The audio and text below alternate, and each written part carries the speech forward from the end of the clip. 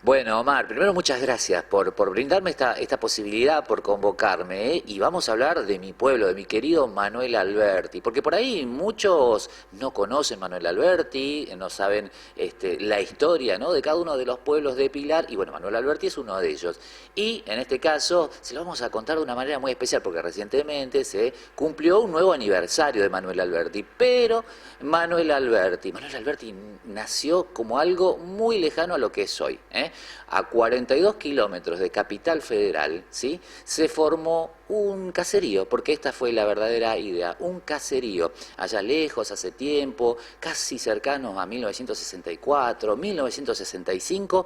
Bueno, primero era todo campo y el tren, como semillero de pueblo, pasaba por ahí muy cerquita. Las estaciones eran Tortuguitas y Del Viso, no había más nada, era todo campo. Entonces, en un triangulito donde se loteaba y se llamaba los fondos de Tortuguitas, porque ni siquiera tenía nombre esa zona, bueno, un caserío, un grupo de vecinos empezaron a querer tener su tren. ¿Saben qué hicieron? Bueno, empezaron a juntar dinero por un lado para poder tener la estación. Y entonces lograron hacer un apeadero. Un apeadero, para aquellos que no saben, es un pequeño terraplén donde el tren apenas aminora su marcha. Bueno, y allí, a 42 kilómetros de Buenos Aires, consiguieron hacer ese terraplén. Conforme a esto, había un segundo eje fundacional que fue la obra Cardenal Ferrari. La obra Cardenal Ferrari fue la llegada de una monjita, primeramente a Tortuguitas, y caminó 2 kilómetros hacia adentro hasta llegar a donde estábamos hablando recién de ese caserío, y dijo que había que evangelizar. Entonces, lo primero que hizo fue pedir una tapera, como una especie de ranchito para los caballos, en una estancia, en este caso de la estancia Los Estrada.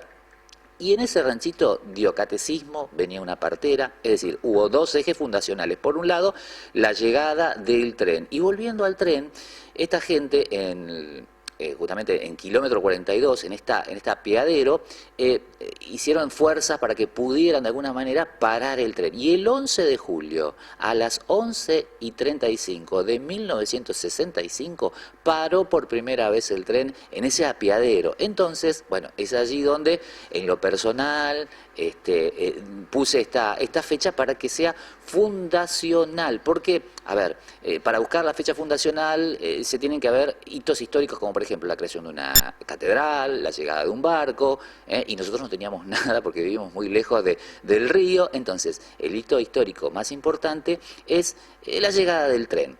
Quiero aclarar algo. Ese 11 de julio a las 11:35 paró el primer tren, pero después, bueno, lamentablemente no volvió a parar. Pasó el segundo tren, el tercer tren, los vecinos casi se sentían estafados. Recién el 20 de septiembre de ese año paró con regularidad y a partir de ahí empezó a parar todos los días, a toda hora. Pero la primera vez que paró un tren fue el 11 de julio de 1965 a las 11:35. Y por eso, más adelante, bueno, con la escritura de mi primer libro, en el 2011, justifico esa fecha como fecha fundacional. Y a partir de allí empezamos un conteo muy lindo con todos los vecinos, porque se oficializa ya en 2012 que esa sea la fecha fundacional. Dicho sea de paso, recientemente Alberti, según ese conteo, ha cumplido 55 años de edad. Y esto es lo más importante, ¿no? Porque así se fundó, por un lado, un eje fundacional como semillero de pueblo con el tren, y por otro lado, la obra Cardenal Ferrari, que muchos van a recordar, de los famosos tranvías. Y acá vuelvo a ese eje. ¿Saben por qué digo tranvías? Porque la monjita no tenía dinero para construir. Entonces, ¿qué hizo? Había una ley que descartaba a los tranvías, porque ya venían los trolebuses, los ómnibus, como los conocemos hoy.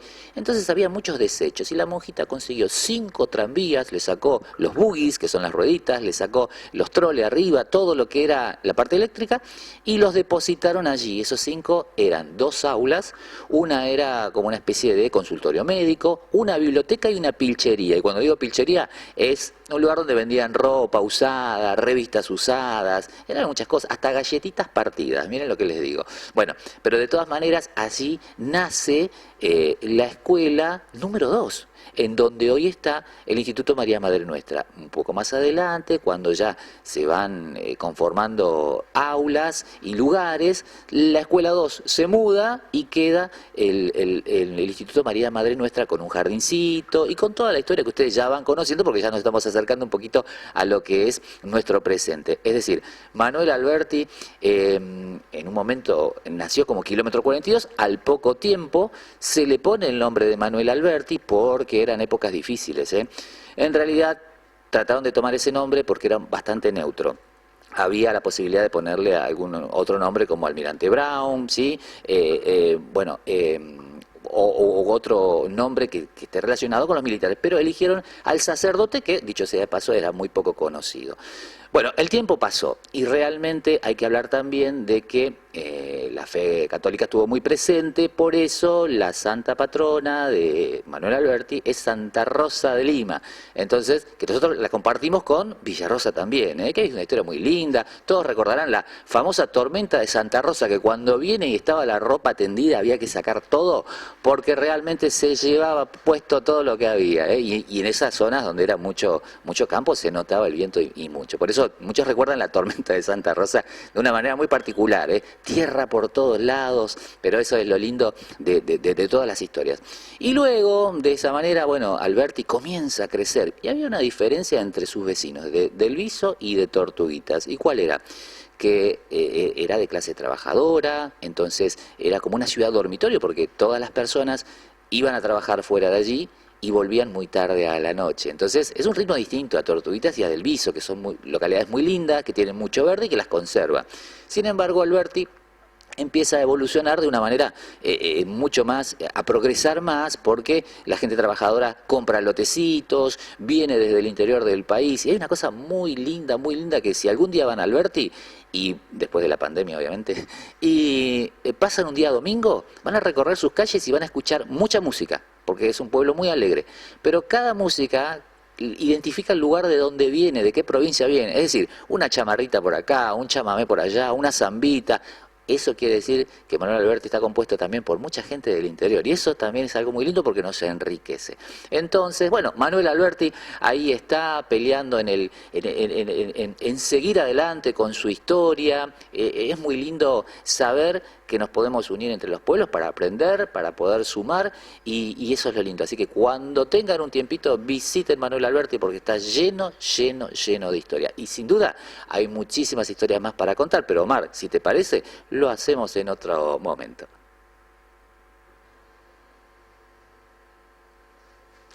Bueno, y justamente, qué bueno que me das esta oportunidad para seguir retomando un poquito esto de Manuel Alberti, ¿no? Es muy lindo hablar acerca de quiénes fueron los pioneros. Esto es muy importante. Ustedes saben que cuando se trabaja por un lugar hay la posibilidad de hacer mucho, cuando todo está por hacer. Y quiero destacar algunas de las cosas que no había mencionado anteriormente y que ahora lo puedo hacer, es que cuando los vecinos se unen, realmente nada es imposible. Y esto fue algo muy importante, ¿no? Porque allá lejos y hace tiempo, como les conté, en esta manera de ir fundando esta localidad, creando este pueblito, bueno, estuvo muy presente la Sociedad de Fomento Doriñac. Uy, era un grupo de vecinos donde se juntaban. Evidentemente, el motivo principal, como les había dicho, fue la creación de la estación. Pero después, hasta 1971, funcionó, porque allí dejó de estar Acéfala, y hizo muchas cosas, entre ellas, primero, llevar alegría todos los fines de semana. Se transformaban en bailes, donde se juntaba dinero, y hasta les voy a contar que hubo algunos problemas de pollera, pero en ese caso era por el baile, el chamamé y esas cosas que tenían, pero esos son datos que es muy importante, porque hacía, ¿no?, al quehacer del pueblo, y allí había vecinos pioneros que estuvieron desde un gran momento haciendo de todo. Y una de las cosas que siempre vamos a recordar es que por ahí muy cerca había una fábrica de baldosas. Entonces esas baldosas, unas baldosas rectangulares, era lo más parecido a una vereda que podían tener los vecinos. Entonces la Sociedad de Fomento trató de hacer veredas, y esto fue un hecho anecdótico que no sé si todavía quedan algunas de ellas. Pero más allá de eso, saben que había otra institución, porque había que darle alegría, ¿no? Y entonces hubo una murga en el medio de la nada. Imagínense lo que era una murga. Bueno, la alegría tenía que estar presente, y cada vez que había carnaval se juntaban las personas, algunas alumbraban con faroles, iban bailando y caminando con ropa hecha de papel crep, porque no había mucho dinero para hacerlo, pero eso era la alegría. En aquel momento se pintaban con carbón la cara para simular ser mulatos, y lo más lindo era eso, que todos se divertían y mucho. Y bueno, desde allí empezaron a conformarse distintas instituciones que fueron haciendo que Alberti crezca. Conforme la población crecía, también la gente iba de alguna manera también apostando a esa localidad, y poco a poco fueron llegando las cosas, poco a poco se empezaron a ver menos espacios verdes y mucho más construcciones, ¿eh? Y realmente muchos preguntan, a ver, ¿y por qué? ¿Quién fue Manuel Alberti? ¿Por qué se llama así? Bueno, yo les voy a contar. Manuel Alberti fue un sacerdote que, bueno, fue parte importantísima de la primera junta, de hecho fue uno de los vocales, fue congresal, y tuvo que ver con el nacimiento de nuestra nación. Pero atención, porque Manuel Alberti lamentablemente muere un año después de la gesta de mayo, es decir, en 1811. Un paro cardíaco, el sacerdote deja de existir. Lo que él había dicho, algo muy importante, quería que sus restos fueran llevados en el campo santo de la iglesia San Nicolás de Bari, donde él servía. Les voy a dar un detalle. La iglesia San Nicolás de Bari estaba, y vos Omar vas a saber, estaba en lo que hoy es Avenida 9 de Julio y Corrientes. Y todos dicen, pero ahí hay algo muy importante hoy. Sí, el obelisco. ¿Qué sucede? En 1936, con la llegada del progreso, el ensanche de la avenida, la construcción del obelisco demuelen esa iglesia donde estaban los restos de Manuel Alberti. Entonces crean una iglesia en la avenida Santa Fe, con el mismo nombre, que de hecho se conserva ahí. Pero bueno, ahí comienza un gran misterio. ¿Saben por qué? Nunca se entendió dónde están los restos de Manuel Alberti. Y es ahí donde les voy a contar un poquito de mí ahora. En el cuarto libro que escribo, el segundo sobre Manuel Alberti, que necesariamente era esto, contarles quién fue Manuel Alberti. Empiezo con una manera biográfica, pero de pronto cuando quiero sacar una foto a la tumba de Manuel Alberti para que le vayan a llevar una flor, no la encuentro por ningún lado. No estaba en la Recoleta, no estaba en la Nueva Iglesia, y comienza allí un misterio. De biográfico ese libro se transforma en investigación. ¿Saben qué terminé haciendo? Pedí al gobierno de la Ciudad de Buenos Aires que me permita excavar en el obelisco con la intención de saber si los restos de Manuel Alberti estaban allí. Bueno, aunque no lo crean, me dijeron que sí. Con una cuadrilla en el medio del obelisco, haciendo una excavación, yo no lo podía creer, porque de hecho es algo muy importante para esta localidad pilarense, descubrir dónde están los restos de la persona que le da nombre. Bueno, lamentablemente no encontramos nada. Esto quiere decir dos cosas. Primero, o que está en un osario común, sus huesos, sus restos, o que nunca los quitaron de ese camposanto. ¿Qué hice? Bueno, les voy a contar un secretito. Me traje tierra de ese lugar y realicé un monolito en la plaza de Manuel Alberti con forma de obelisco, que tiene un guiño a lo que esto representa, y adentro está la tierra del lugar de la tumba donde sabemos que estuvo Manuel Alberti. Nunca vamos a encontrar los restos, eso es un misterio nacional. Y lo que sí tenemos en Manuel Alberti ahora es el monolito que por lo menos contiene la tierra del lugar donde sabemos que sí estuvo. Es muy importante. Ustedes van a decir, pero ¿qué tiene que ver esto? Es un reencuentro con la historia. Entonces ahora, allá Manuel Alberti, este pueblo trabajador, luchador, y que tiene muchísimas cosas por delante, que tiene mucho por aprender y mucho por mirar para atrás. Tiene un lugar donde, de alguna manera, recuperar su historia. Y esa es otra historia sin duda que en algún momento lo podemos seguir contando.